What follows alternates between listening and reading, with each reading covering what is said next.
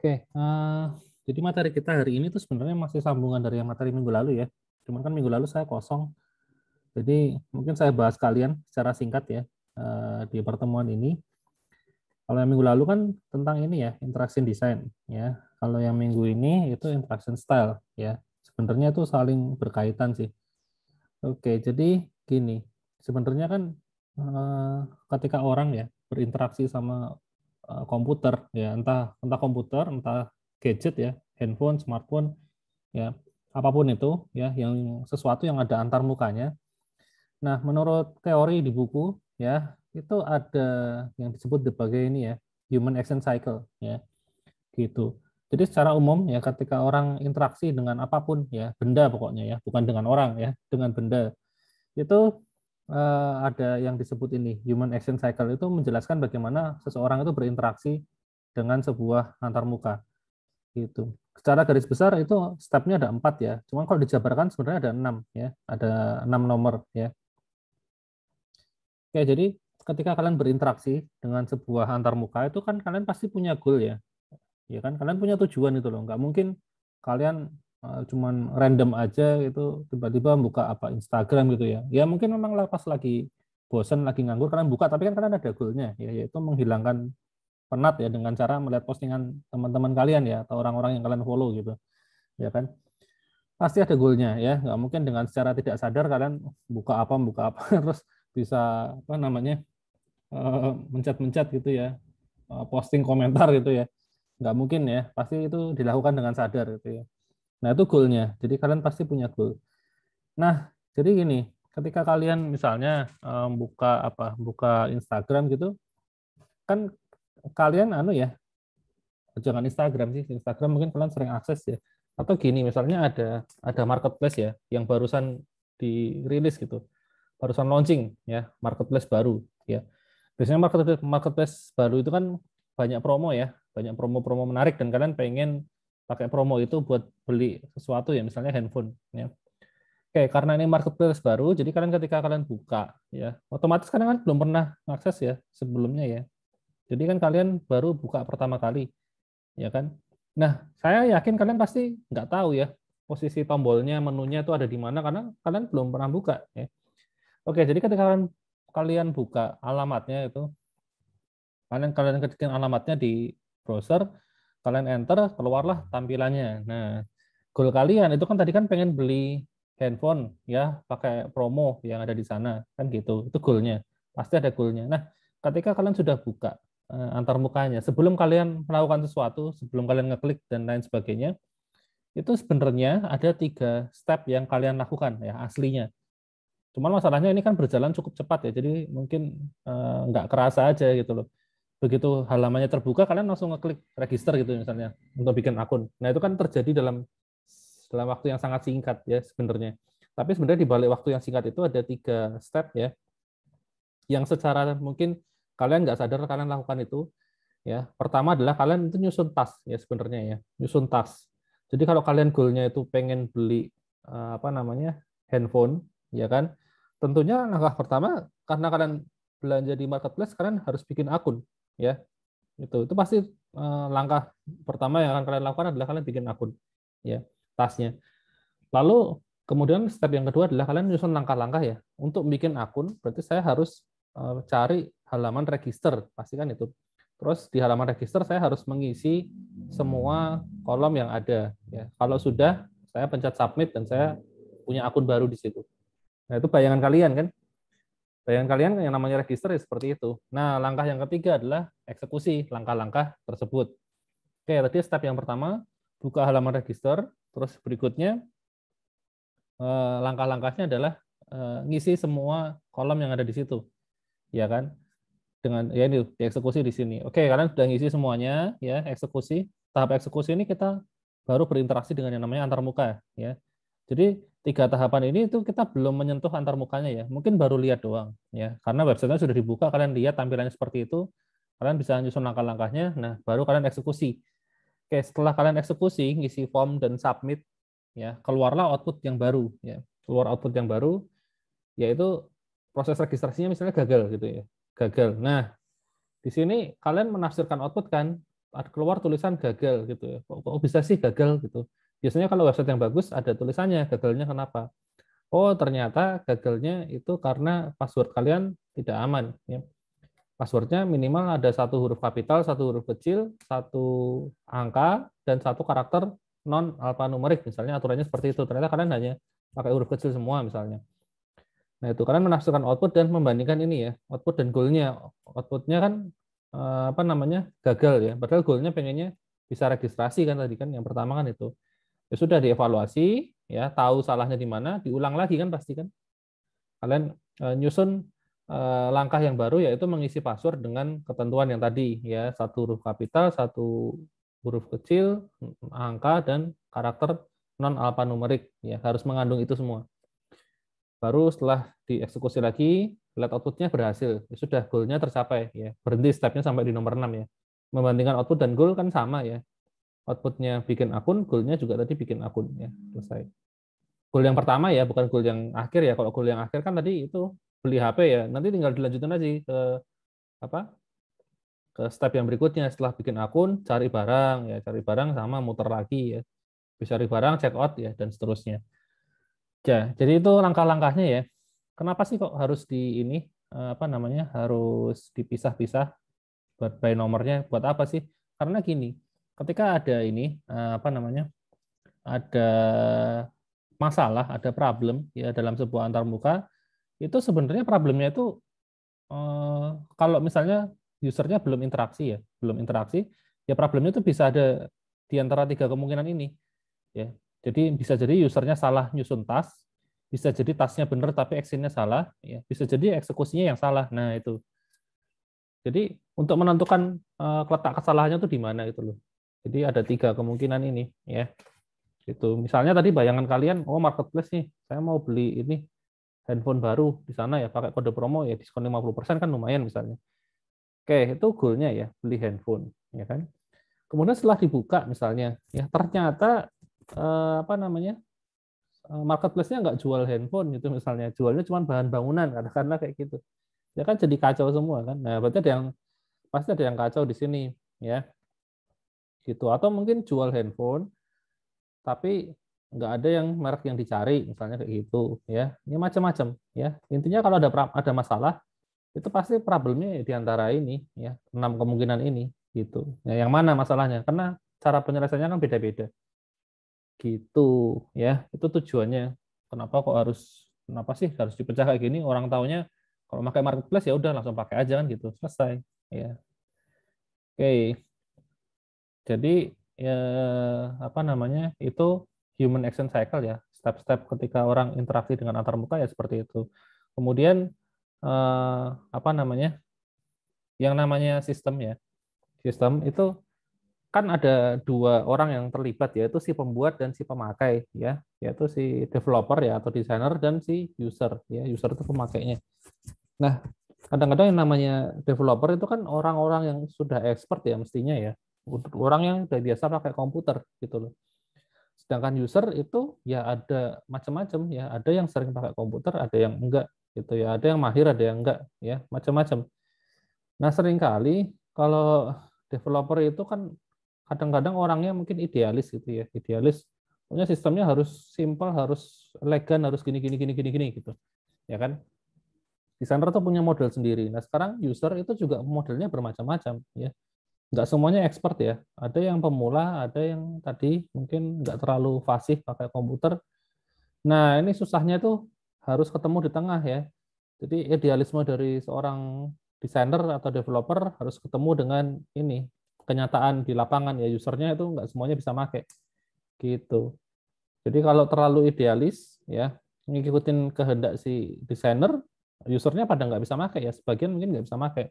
Kalau yang muda-muda yang biasa pakai komputer ya mungkin masih bisa lah ya, tapi kalau yang udah agak tua gitu kesusahan ya mau pakai ya gitu. Nah intinya adalah ini harus ketemu jalan tengahnya ya antara developer dan user ya. Jangan kadang-kadang itu yang namanya developer ya tadi terlalu idealis, harus ngikutin pakem ya aturan bahwa desain yang bagus harus memenuhi standar ABCDE ya gitu misalnya.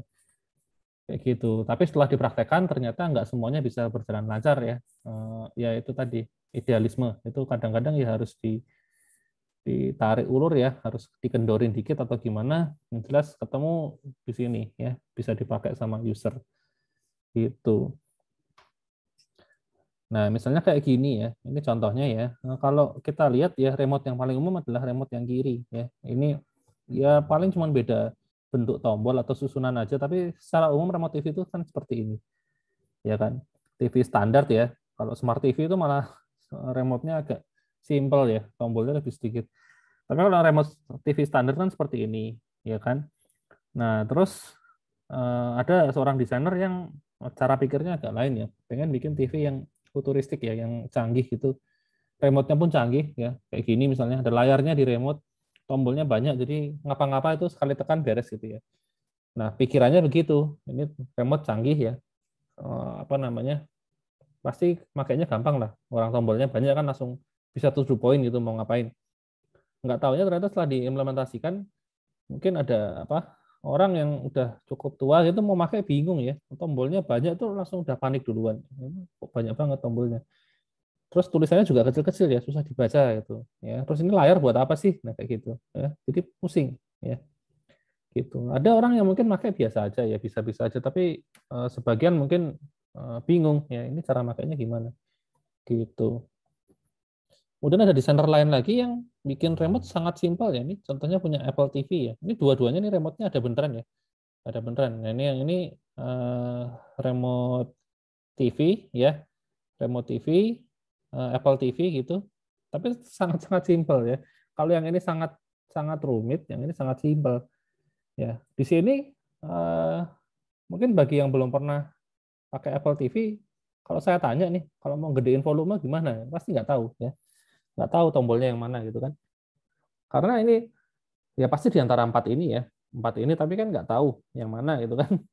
Pasti nebak-nebak akhirnya. Coba adalah pencet tombol ke atas dulu dipencet gitu. Oh ternyata bukan. Berarti yang kanan misalnya kayak gitu ya. Mau gedein volume. Nah, akhirnya kan modelnya coba-coba kan.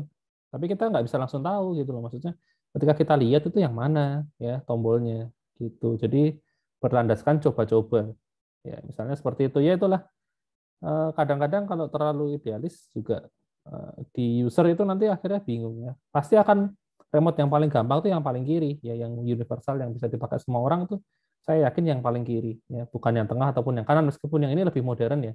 Yang ini kan terlihat jadul ya, kok klasik ya desainnya.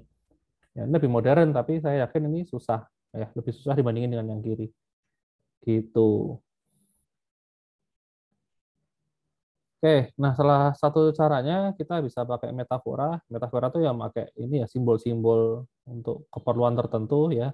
Ada yang modelnya eksplisit, ada yang implisit ya. Eksplisit itu terang-terangan itu loh. Kayak ini contohnya. Ini kan panel konfigurasi ya, settings gitu ya. Settings ya ini eksplisit gitu loh. Kalau kita mau ngotak-atik settingan ya pakai ini sesuai dengan gambarnya, ada tombolnya, ada tuasnya gitu. Nah, itu yang eksplisit. Berikutnya ada yang implisit. Nah, ini implisit tuh sebenarnya bentuk barangnya tuh nggak ada hubungannya dengan fungsinya ya. Contohnya kan fungsi settings digambarkan pakai gerigi ya. Kalian pernah nggak lihat panel kontrol gitu ya buat nyeting sesuatu ada geriginya, kan nggak ada sebenarnya kan. Coba panel listrik ya kalian buka gitu, ada nggak gearnya? Nggak ada di situ ya. Terus apa lagi? Buat konfigurasi itu kan isinya ya sebenarnya panel isinya tombol-tombol ya, lebih mirip dengan yang ini kan ya. Konfigurasi itu lebih mirip dengan yang ini ya. Ini nggak ada geriginya juga ya. Adanya speedometer ya atau meteran gitu, terus ini mungkin ada layarnya ya, ada tombol-tombol kalau dipencet ini mungkin ada yang naik ada yang turun kayak gitu, lebih pas dengan yang ini kan gitu. Tapi kalau kita lihat di mana-mana yang namanya setting itu selalu simbolnya gerigi ya kan. Bener kan ya, itu namanya mental model ya. Mental model memang sudah dari sononya kita sudah terbentuk taunya kalau setting ya gerigi gitu ya, meskipun aslinya juga nggak ada hubungannya. Itu namanya itu ya mental model dengan metafora yang implisit ya. Implisit ya artinya fungsinya ini tidak ada hubungannya dengan bentuknya barang ini gitu loh. Fungsinya untuk setting tapi padahal bentuknya adalah roda gerigi ya. Roda gerigi kan kita ketemunya kan di mesin ya, sepeda motor, kendaraan kayak gitu-gitu kan. Nah, di situ baru kelihatan gitu. ya kan ada gerigi. Tapi kalau di komputer atau di alat-alat elektronik itu malah nggak ada ya gerigi ya kan? Maksudnya wujudnya fisiknya itu loh nggak ada gitu. Tapi di sana dia pakai simbol ini ya gerigi. Oke, itu untuk yang materi yang minggu lalu ya saya jelaskan secara singkat seperti itu interaction design ya. Maksudnya ketika apa namanya orang interaksi dengan sistem itu kayak gimana sih di belakangnya gitu ya. Nah, sekarang interaction style ya, secara teknisnya. Jadi kalau tadi sudah ngomongin masalah apa namanya cara interaksi ya. Nah, sekarang kita ngomongin secara teknis ya. Apa sih yang terjadi? Oh, bukan apa yang terjadi, tapi contoh-contoh penerapan ya. Jadi secara umum itu yang namanya antarmuka itu implementasinya itu ada 5 macam ya. Jadi sebuah antarmuka itu bisa masuk ke salah satu ini ya, minimal ada satu ya masuk ke sini, bisa dua ya, mungkin ada antarmuka yang bisa masuk ke dua poin atau tiga ya. Yang jelas minimal satu pasti bisa ya gitu. Sebenarnya 5 ini juga enggak bukan bukan anu sih, bukan apa istilahnya ya, bukan tingkatan atau bukan buat dibandingkan, tapi bisa dikombinasikan juga ya. Misalnya menu selection campur dengan direct manipulation itu bisa aja ya.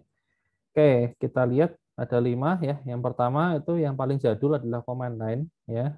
Command line ini adalah jenis antarmuka yang paling jadul ya. Mungkin ketika komputer itu pertama kali ditemukan ya antarmukanya seperti ini. Nggak ada GUI gitu, nggak ada ya.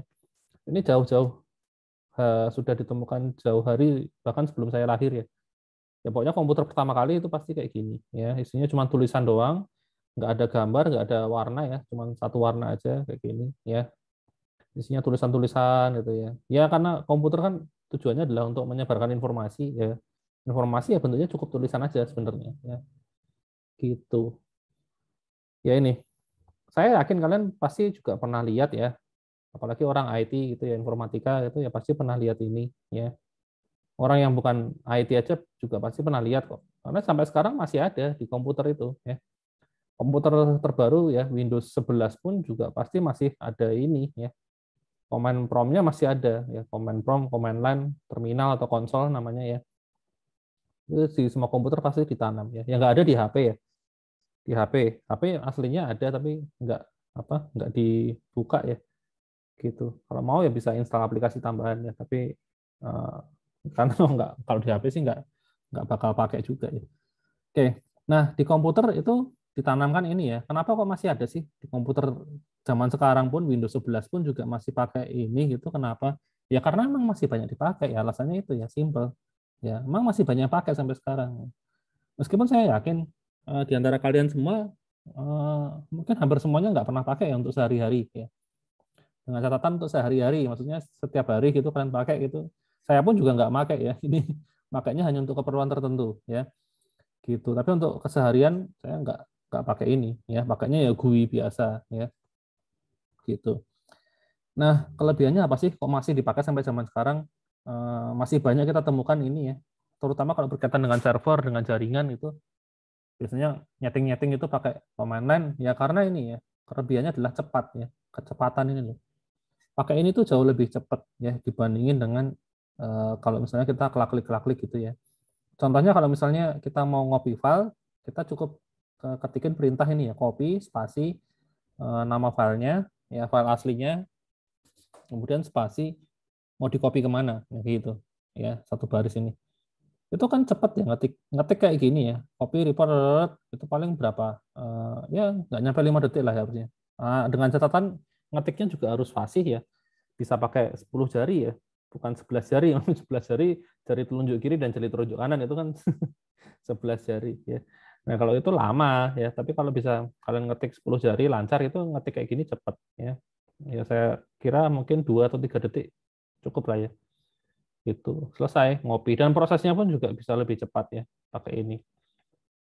Bandingin kalau misalnya pakai GUI ya, pakai klik-klik gitu ya. Misalnya saya buka ini apa namanya? Ada file ya, rekaman Zoom ini saya klik kanan ya, saya copy, kemudian saya masuk ke desktop ya, saya klik kanan, saya paste gitu ya. Itu pasti lebih lama ya, lebih dari 5 detik prosesnya. Gitu. Padahal sama-sama tujuannya untuk mengcopy ya. Ini klik kanan, copy ya gitu. Cuman kekurangannya apa sih kalau pakai command line? Ya ini ya hanya bisa dipakai oleh expert user.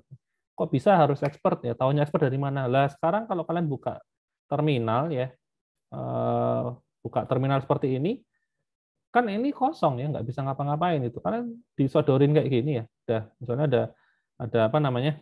Ada orang kalian sodorin terminal kayak gini. Ya komputernya pas dibuka nyalanya isinya kayak gini. Nah terus suruh ngapain orangnya? Ya kan nggak ngerti kan? Misalnya coba suruh, saya pengen tahu nih di folder desktop itu ada file apa aja itu. Nah kita nggak bisa di sini pakai mouse ya, hanya murni keyboard dan itu harus pakai perintah. Nah perintahnya tuh harus dihafalin. Misalnya saya pengen lihat di desktop ada file apa aja sih. Nah kalau saya pakai ini apa namanya, pakai Mac itu perintahnya ls ya. Nah keluar file-filenya ya. Gitu. Kalau mau pindah direktori gimana? Ya pakai CD gitu ya, CD kemana gitu ya. Seperti itu slash apa dokumen gitu ya misalnya dan seterusnya. Harus hafal ya. Masalahnya di situ ya. Gitu. Itu problemnya kalau pakai command line ya. Dan kenapa kok hanya ditujukan untuk expert ya ini ngapalin komen-komen ini ya. Kalau kalian pakai GUI kan nggak usah ngapalin komen ya, cukup bermodalkan klik kanan ya kalau bingung ya. Misalnya nih saya mau apa? Mau pindah file. Ya klik kanan aja, klik kanan ada menu-menunya. Kalau mau rename gimana? Sama, klik kanan aja. Ada menu rename. Nah, ini ketemu ya, kayak gitu. Nggak perlu ngapalin ya, cukup modal klik kanan pasti ada di antara ini ya, fitur-fitur yang dibutuhin ya. Gitu. Oke, kemudian apa lagi nih? Command line sudah ya. Ya biasanya ini yang pakai ya pasti orang IT ya kalau zaman sekarang ya. Orang kalau yang non IT nggak butuh sih kayaknya kayak gini ya. Nyeting-nyeting server sama jaringan paling ya.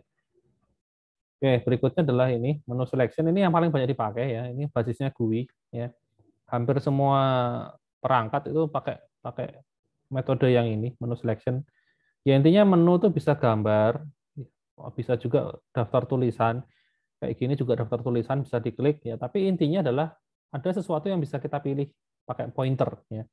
Kuncinya pakai pointer. Kalau command line ini kan kita nggak bisa pakai mouse ya di sini ya. Ini nggak bisa pakai mouse, kalian ngetikin perintah ya keluar hasilnya, terus mau balik ke atas ini kalian klik nggak bisa ya gitu. Jadi kalau ini command line itu hanya pakai keyboard aja. Kalau menu selection itu biasanya mengandalkan pointing device ya, entah mouse entah touchscreen ya, apapun pointing device ya pakai ini ya, dipakai di sini. Kalau keyboard malah nggak dipakai ya. Ya meskipun kalian bisa ya ngeklik satu menu terus kalian geser-geser pakai anak panah yang ada di keyboard, tapi kan jarang ya. Lebih gampang kalau diklik aja gitu pakai mouse kan lebih cepat gitu. Nah ini jenis antarmuka yang banyak diterapkan di berbagai perangkat zaman sekarang ya gitu. Kelebihannya apa ya, gampang makanya bisa pakai icon gambar-gambar jadi lebih gampang pengoperasiannya, tapi kekurangannya lambat ya, lambat lebih cepat dengan yang ini. Jadi dua ini sebenarnya berlawanan ya, berlawanan. Bisa nggak command line digabung dengan menu selection? Kalau itu sih nggak bisa ya. Itu dua jenis yang berlawanan masalahnya. Gitu. Oke, menu selection. Ya, nah berikutnya adalah ini ya, form fill. Ya, form fill itu segala jenis antarmuka yang apa ya, mengharuskan user itu mengisi data ya dengan informasi apapun ya. Yang paling sering ya berkaitan dengan registrasi ya, atau mungkin berkaitan dengan administrasi. Ya, kalian biasanya diminta suruh ngisi-ngisi data ya. Ya paling simpel adalah misalnya Google Form ya, form pendaftaran asisten itu, mungkin ada yang daftar jadi asisten dosen. Itu kan kalau zaman dulu, zaman saya kuliah itu kan daftarnya itu kan pakai kertas ya. Formulir yang ngambil di fakultas itu terus diisi manual ya, dilampirkan transkrip ya. Nah, terus mulai agak-agak saya hampir lulus tuh baru beralih ya online itu pakai form. Nah, formnya itu sama ya, formnya itu isiannya sama. Jadi yang namanya form fill itu memang apa namanya, dia ngambil metafora dari formulir kertas ya. Biasanya memang konversi dari registrasi yang awalnya manual jadi online gitu. Ya makanya susunannya pun juga sama ya. Ini kayak gini nih. first name ya. Ini kiri, kanan. Kenapa kok nggak first-nya di atas, last-nya di bawahnya gitu? Kok nggak seperti itu? Yang ikutin aja di formulir kertas kan juga kiri kanan ya. Kalau nama itu ya, nama depan, nama belakang kan kiri kanan ya. Nggak di bawahnya gitu kan nggak. Gitu ya. Jadi ya ini kan mirip ya dengan formulir kertas gitu ya.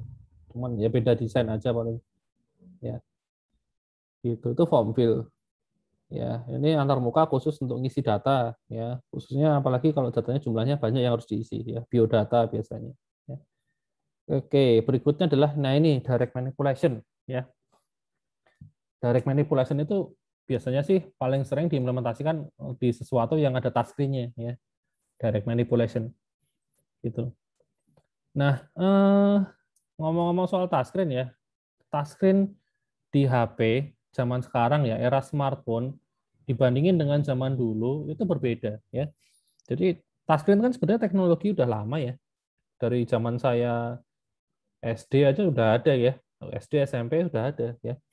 Handphone touchscreen itu sudah banyak ya. Tapi handphone touchscreen zaman dulu itu dia tidak menerapkan direct manipulation. Ya, direct manipulation itu seingat saya itu baru diterapkan itu pertama kali yang saya tahu ya. Itu di handphone BlackBerry ya. BlackBerry terus kemudian iPhone muncul ya, iPhone pertama itu. Terus muncul Android. Nah, itu semuanya sudah pakai direct manipulation ya. Tapi yang HP lama ya, HP Nokia, Sony Ericsson itu dia nggak menerapkan direct manipulation ya.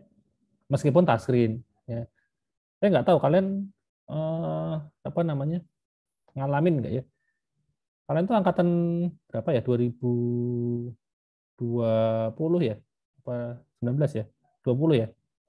20 berarti rata-rata anu ya kelahiran tahun berapa 2000-an ya 2002 gitu ya 2001 2002 mungkin ya awal-awal 2000-an lah ya.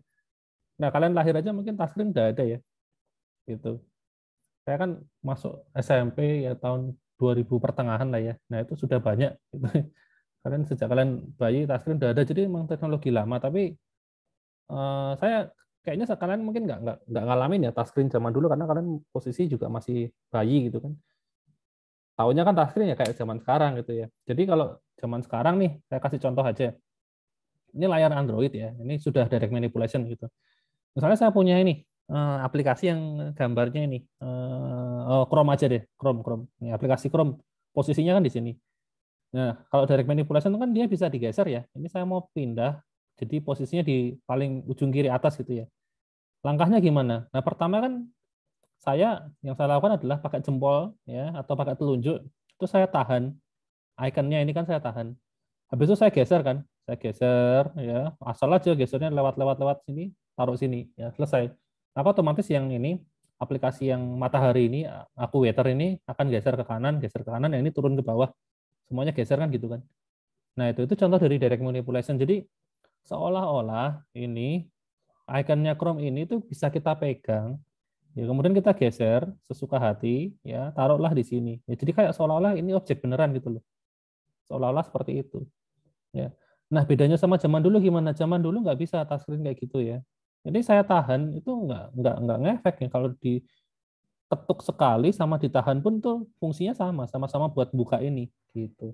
Terus kalau mau geser menunya gimana? Ya paling apa namanya? Ada menu ya, ada menu kayak di komputer ini ada menu di bagian atas nih ya. Jadi di HP ini di bagian atasnya juga ada menu ya, menu file terus apa gitu ya. Nah, paling ada menu ini, saya agak lupa sih tampilan detailnya kayak apa ya, edit gitu misalnya, terus move, ya ada menu move gitu, baru nanti kita bisa pilih. Nah ini saya pilih Chrome-nya, terus kemudian ada tombolnya buat geser kiri kanan ya di sini, terus geser kiri, nanti digeser ke kiri pelan-pelan ya, satu langkah gitu ya. Satu langkah sampai atas kayak gitu, baru disimpan. Beda dengan yang tadi ya, kalau yang tadi direct manipulation ini kita tahan, langsung kita tarik aja ke sini bisa, ya kan seolah-olah kayak narik benda beneran, ya kan kayak gitu. Nah itulah yang disebut direct manipulation, ya. Ya kalau zaman sekarang sih semua touchscreen pasti sudah ini direct manipulation ya, nggak ada touchscreen yang model lama kayak saya bilang tadi, ya. Kayak gitu. Touchscreen yang model lama tuh kayak ATM, nah bener kayak ATM contohnya. Mungkin kalian pernah pakai mesin ATM yang touchscreen ya. ATM tuh kan rata-rata sekarang touchscreen ya, bisa dipencet ya. Yaitu itu touchscreen yang tidak direct manipulation. Jadi ada menu ya, ada menu-menu itu cuma bisa dipencet aja, nggak bisa dilakukan hal-hal yang lain. Misalnya menunya mau saya geser atau saya tahan nanti keluar tulisan sesuatu buat petunjuknya atau gimana kan nggak bisa. Ya. Demikian juga kalau misalnya di ATM tuh ya, biasanya kan pilihan menunya kan terbatas ya, hanya berapa? 8 ya. Di sebelah kiri kan ada 4, di sebelah kanan ada 4. Kalau mau pindah ke menu yang berikutnya gimana? Ya, ganti halaman, pencet tombolnya kan. Di bawah itu ada ya tombol untuk halaman berikutnya kan gitu. Ya kan ada tombolnya gitu loh. Tombol next-nya tuh ada, harus dipencet. Ya. Nah, itu contoh yang tidak direct manipulation. Kalau direct manipulation ya kayak gini ya. Kayak gini ini kalau kita lihat ada 4 halaman ya. Nah, terus kalau mau next gimana? Ya geser aja layarnya ya, ditarik aja layarnya gitu. Kayak seolah-olah layarnya itu emang bisa dipegang beneran kan kayak gitu. Ya itu contoh yang lain dari direct manipulation ya. Gitu. Jadi intinya yang namanya layar touchscreen itu belum tentu direct manipulation ya. Tapi kalau direct manipulation itu ya hampir semuanya touchscreen ya, meskipun nggak selalu ya. Bisa juga pakai perangkat yang lain seperti misalnya Kinect gitu ya, kalau pernah dengar mungkin ya, itu salah satu perangkat untuk direct manipulation pakai gesture gitu ya. Seperti itu. Oke. Berikutnya jenis yang terakhir adalah anthropomorphic. Nah, kalau anthropomorphic ini adalah jenis antarmuka yang kita itu kalau interaksi itu mirip kayak interaksi dengan manusia. Ya, contohnya yang paling gampang adalah ini ya, pakai voice ya, suara. Gitu. Kita bisa ngasih perintah. Ya, ini kebetulan ini aplikasi Siri ya. Kita bisa ngasih perintah ke handphone ya, ke handphone iPhone gitu, pakai kata-kata gitu ya. Tolong mainkan musiknya Blackpink misalnya kayak gitu ya. Langsung di play sama dia ya. Jadi kan itu sama kayak kalau kita ngomong ke manusia gitu ya, tanpa format tertentu ya, nggak ada format tertentu, bebas aja ngomong ya. Itu anthropomorphic ya. Gitu. Interaksi yang dilakukan sama seperti interaksi terhadap manusia ya. Jadi ngomongnya tuh suka-suka kita gitu. Kalau ngomongnya itu masih diatur itu sebenarnya bukan anthropomorphic ya. Kalau ada formatnya gitu ya. Misalnya pakai apa ya? Kalau kalau mau mainin musik itu formatnya harus kata-katanya harus play, spasi, judul lagu misalnya kayak gitu. Nah, itu bukan anthropomorphic ya. Misalnya play apa Blackpink gitu misalnya ya. Play apa ya dan seterusnya ya. Itu kan ada format khusus. Nah, itu bukan ya. Karena kan kita nggak mungkin interaksi sama manusia pakai format kayak gitu kan. Kita ngobrol kan bebas. Ya, nah itu. Seperti itu. Jadi anthropomorphic itu ya soalnya jenis interaksi yang cara interaksinya sama seperti kalau kita ngomong ke manusia. Ya padahal kita ngomongnya ke mesin. Itu. Nah, ini mungkin kalian juga sudah banyak yang pernah pakai ya, di iPhone ada Siri, kalau di Android ada Google Assistant ya. Sama fungsinya ya. Cuman kalau dari pengamatan saya sebetulnya sampai sekarang pun tetap masih jarang yang pakai ya. Saya juga yakin kok kalian sehari-hari juga nggak ada yang pakai kayak ginian ya. Meskipun ada ya, sudah ada dari agak lama ya, apa Siri dan Google Assistant, tapi kayaknya kok nggak ada yang pakai ya. Masa sehari-hari misalnya kalian di kamar gitu ya, pengen nyetel musik dari HP itu kan nggak mungkin ngetikin ngomong play apa gitu kan nggak mungkin. Pasti kalian pilih untuk buka pakai tangan gitu ya, buka aplikasi, pilih lagunya, di play kan kayak gitu ya. Yakin saya. Nah, terus apa nih? Jadi bikin boros baterai. Oh iya benar ya, karena kan dia standby terus ya. Itu juga faktor lain ya, pemborosan baterai ya, faktor lain. Jadi memang handphone itu juga harus standby ya, Siri-nya ya. Dan dia siap mendengarkan kapanpun kan gitu ya. Padahal kita nggak pernah ngomong. Ini kan di laptop saya juga ada Siri-nya ya. Di MacBook ada Siri-nya juga saya matikan ya. Ini biasanya kalau nyala ada logonya di sini ya. Saya matikan ya kan, karena benar tadi ya, boros baterai. Ngapain? Oh, nggak pernah dipakai juga ya. Gitu. Mungkin nggak tahu ya, saya kalau di luar negeri apa ada yang pakai ya. Kalau di Indonesia sih kalau saya lihat kayaknya nggak ada ya. Masa kita nanti dikiranya kayak orang nggak waras itu yang ngomong sendiri, kan pasti ada perasaan seperti itu ya kan. Atau kalau nggak di tempat umum kan kita juga nggak mungkin ya teriak-teriak gitu ya, karena tempatnya berisik ya. Kalau kita ngomong pasti banyak noise dan perintahnya jadi nggak akurat gitu loh, pasti meleset ya. Kita suruh mainin musik apa jadinya malah mainin apa gitu, bisa lain ya gitu. Kalau yang ini yang di atasnya yang 4 ini sih masih banyak dipakai ya, masih masih ada dan banyak dipakai. Tapi kalau khusus yang ini sebenarnya jarang dipakai, ya nggak tahu kenapa. Ya itu tadi alasannya, ya gitu. Cortana Pak sering salah dengar. Apa itu Cortana? Cortana. Oh, Cortana mungkin ada aplikasi juga ya. Saya malah nggak pernah dengar Cortana. Sering salah nangkep perintah gitu ya. Cortana. Cortana itu apa ya?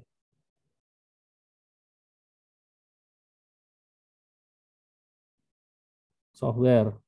Oh, punya ini Microsoft ya. Windows ya ini ya.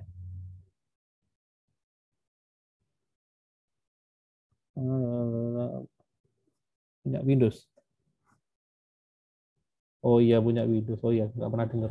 Saya nggak pakai Windows soalnya. Iya pantesan nggak pernah dengar. Oke. Barusan saya searching. Oh ya mirip-mirip lah Siri itu. Ya Siri pun anu ya juga sering salah juga ya. Nggak tahu sih mungkin anu apa kalau kalau ngomong Inggris mungkin kalau saya nyoba ya lafal saya yang kurang bagus mungkin ya. Kalau Google Assistant tuh dia bisa bahasa Indonesia tapi juga sering salah nangkep ya. Ya kan mungkin apa biasanya kan untuk develop kayak gitu kan pakai suara orang yang suaranya bagus gitu ya. Nah, giliran dikasih saya gitu yang suaranya jelek mungkin nangkepnya beda kata-katanya ya kan.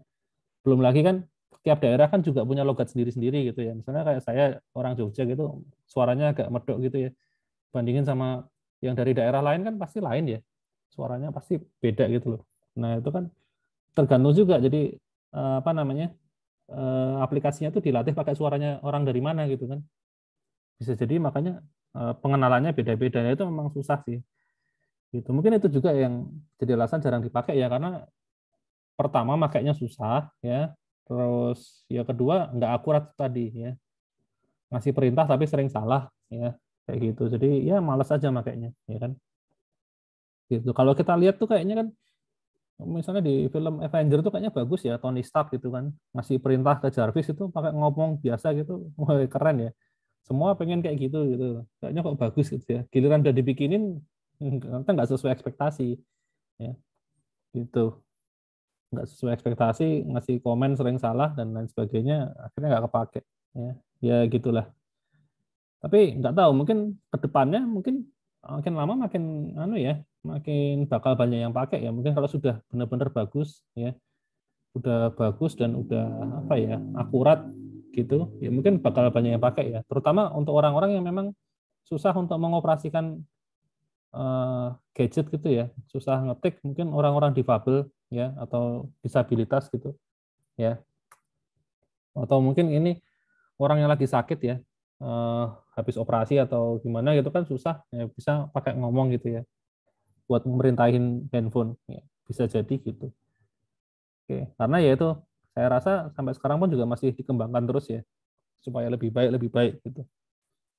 Ya meskipun itu teknologi sebenarnya bukan hal baru ya. Voice command ini udah dari lama tapi ya itu mungkin ke depan bakal makin banyak yang pakai.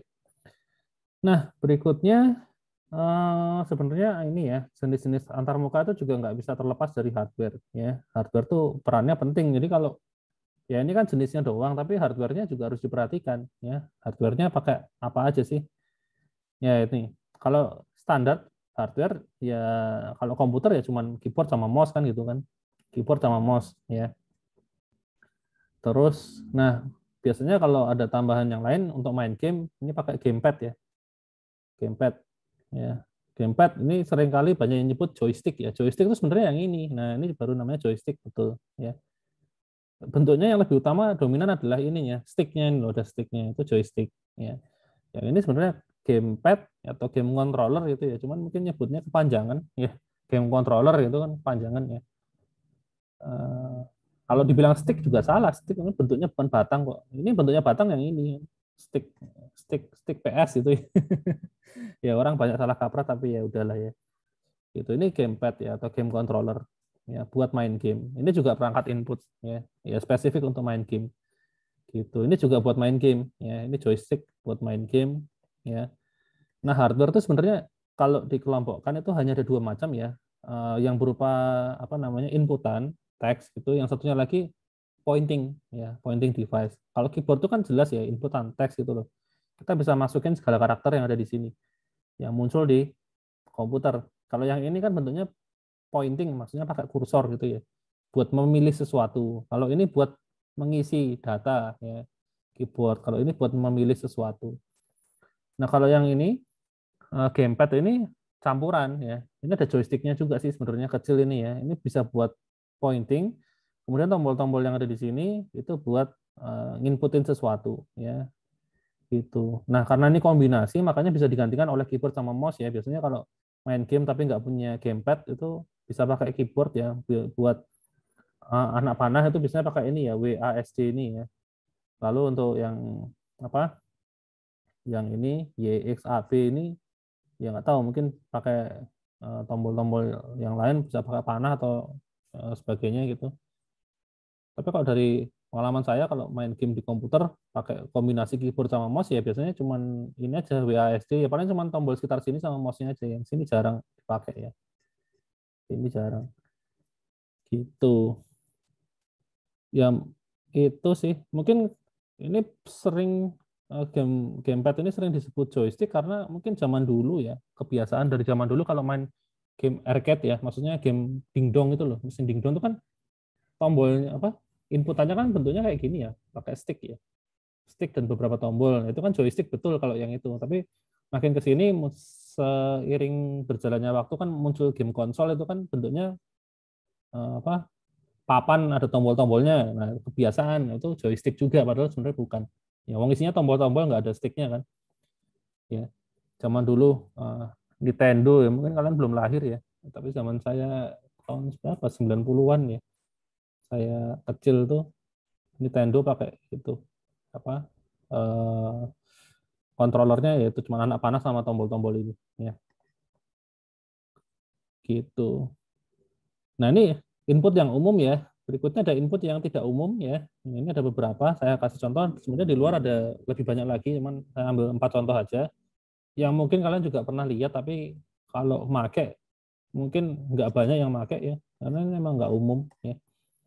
Yang pertama contohnya Kinect ya. Kinect ini yang saya bilang tadi ini ya, bisa apa namanya, buat menginputkan gestur ya, buat pointing juga kalau ini fungsinya ya. Jadi kalau kayak itu, kayak Tony Stark itu kalau dia ngoperasin komputer cukup pakai tangan ya, tangannya geser apa, ngarahin, dilambe-lambein gitu terus keluar sesuatu, terus ya mau ganti sesuatu ya tinggal ya kayak kayak kayak apa ya? Ya tinggal pakai gestur aja gitu. Ya, itu bisa pakai ini ya.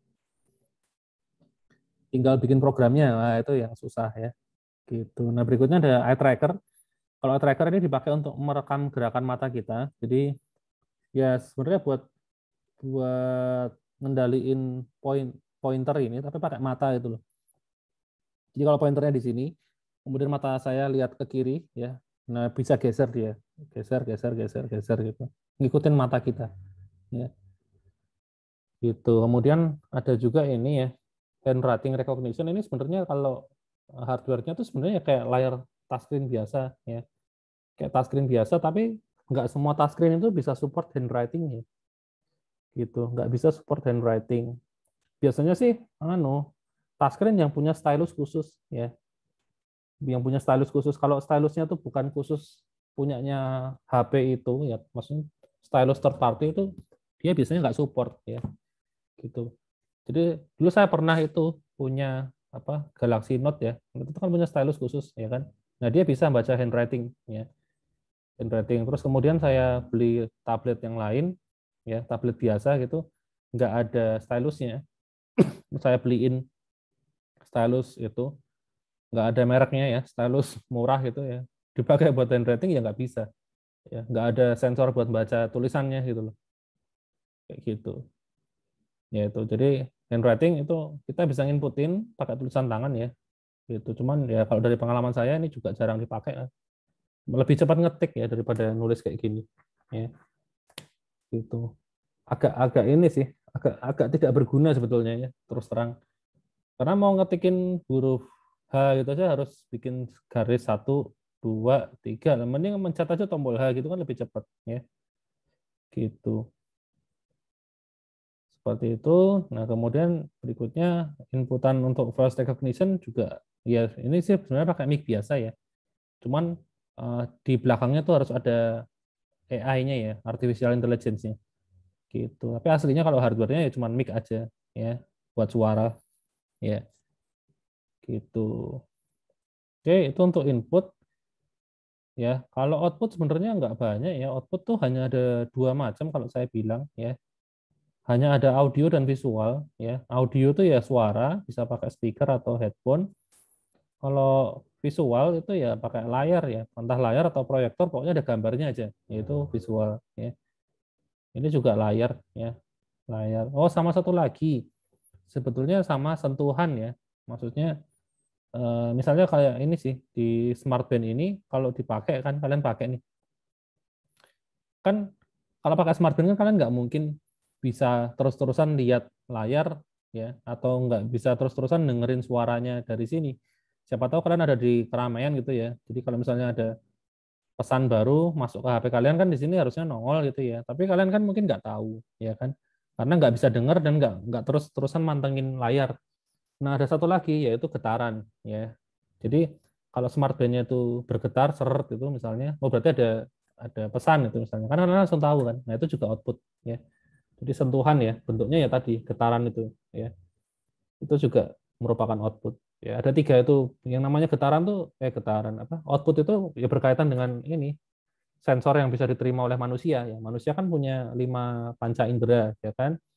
Ada penglihatan, terus ada pendengaran, nah terus penciuman. Nah kalau penciuman nggak ada ya kok. Komputer bisa punya output penciuman. Jadi misalnya lagi apa nonton film gitu di tengah taman bunga gitu ya. Terus kalian bauin layarnya tiba-tiba ada bau bunga itu ya kan nggak mungkin ya. Sampai sekarang nggak ada teknologinya kayak gitu ya. Gitu. Terus apalagi perasa itu juga nggak ada sih ya. Ya maksudnya komputer bisa ngeluarin jadi lagi nonton video itu apa Master Chef gitu misalnya terus kalian jilat layarnya gitu wah ini kerasa nasi goreng gitu kan nggak mungkin ya gitu ya yang bisa cuma itu tadi ya penglihatan pendengaran sama sentuhan tadi ya gitu oke itu output jadi nggak banyak yang dibahas. Nah berikutnya di dalam apa namanya output ini kan ada softwarenya ya. Softwarenya itu kan ada 5 elemen yang bisa kita taruh di situ ya. Nah ini saya jelasin singkat aja sih. Kalau mau lebih detail kalian bisa ini ada di IMK sebenarnya materinya ya. Bisa lihat lagi atau mungkin cari di internet mungkin ya. Contohnya misalnya teks ini ya. Teks. Jadi mostly kalau antar muka itu pasti ada teksnya ya. Ada tulisannya nggak mungkin cuma polosan gambar doang itu kayaknya nggak ada ya. Ya ada paling tapi itu kan biasanya game gitu ya. Game pun masih ada tulisannya dikit-dikit kan. Tapi kalau full gambar ya ya nggak ada ya paling apa ya kalau nonton film ya itu baru full gambar ya. Tapi kalau antar muka yang butuh inputan user terus-terusan pasti ada teksnya biasanya. Nah itu untuk teks itu pemilihan fontnya harus dipikirin sama kata-katanya harus pas gitu ya. Nah ini yang susah ya. Apalagi kita bukan orang yang ahli bahasa mungkin ya. Jadi milih kata-kata tuh eh, apa ya untuk satu fungsi itu pilihan katanya banyak, tapi yang paling pas yang mana? Nah itu dia masalahnya kan kayak gitu. Lalu warna ya, warna kayaknya saya juga pernah itu ya kasih ada website yang bisa buat milih warna ya, namanya Adobe Color ya, Adobe Color itu ya color itu juga harus dipikirin. Di warna itu nggak bisa kita sembarang suka-suka. Oh merahnya tuh RGB-nya sekian ya, terus birunya RGB-nya sekian digabungin belum tentu jadi ya. Itu ada hitungannya ya. Cuman kita sendiri juga nggak secara spesifik belajar kayak gituan ya. Mending cari aja di internet atau tutorial ya kayak misalnya material desain itu kan sudah dipilihin ya warna-warnanya ya. Kalau mau biru birunya pakai ini, kalau merah merahnya pakai ini kan sudah ada ya. Gitu. Kemudian gambar, gambar itu fungsinya untuk mendukung interaksi ya. Ya biasanya paling banyak dipakai untuk icon ya. Icon-icon kayak misalnya ada icon ya di sini ada kaca pembesar, ya ini buat searching ya.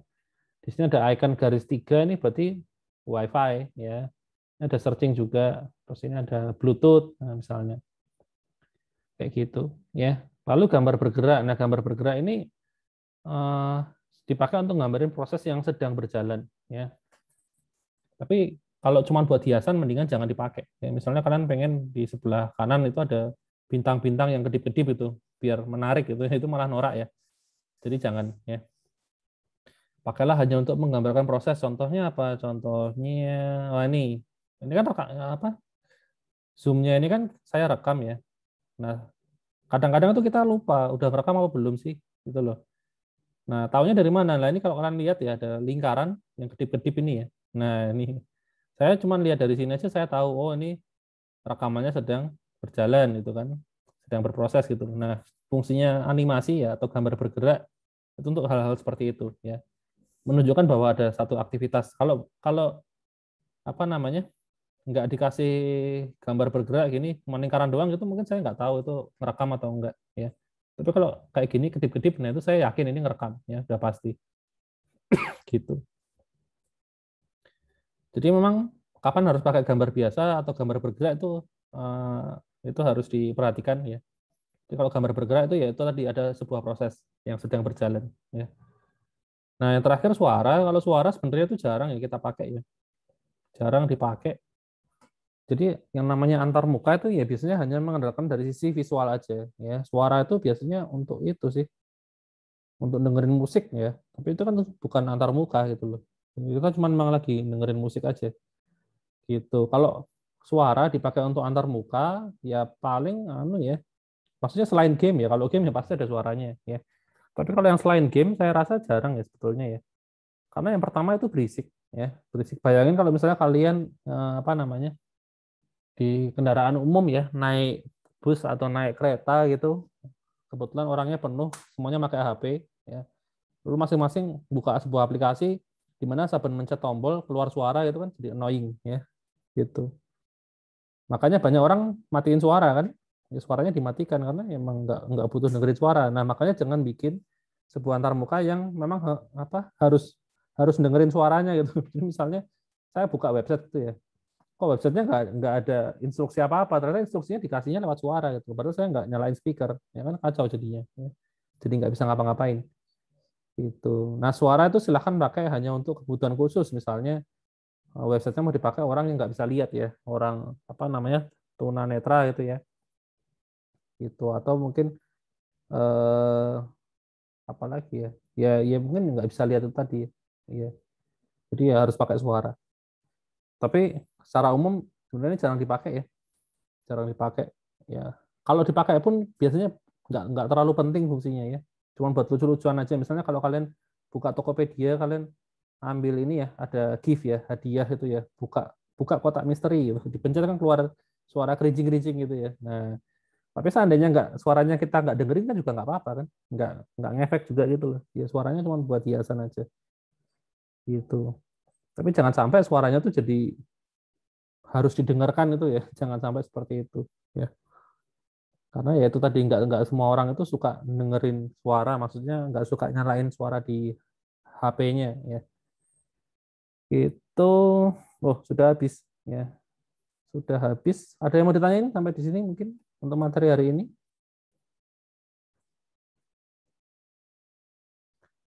Adakah yang mau ditanyakan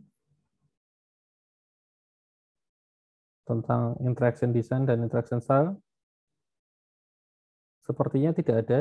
Oke, ya sudah. Kalau nggak ada, untuk kuisnya belum saya pajang ya. Nanti malam lah ya. Kuisnya jangan lupa dikerjakan.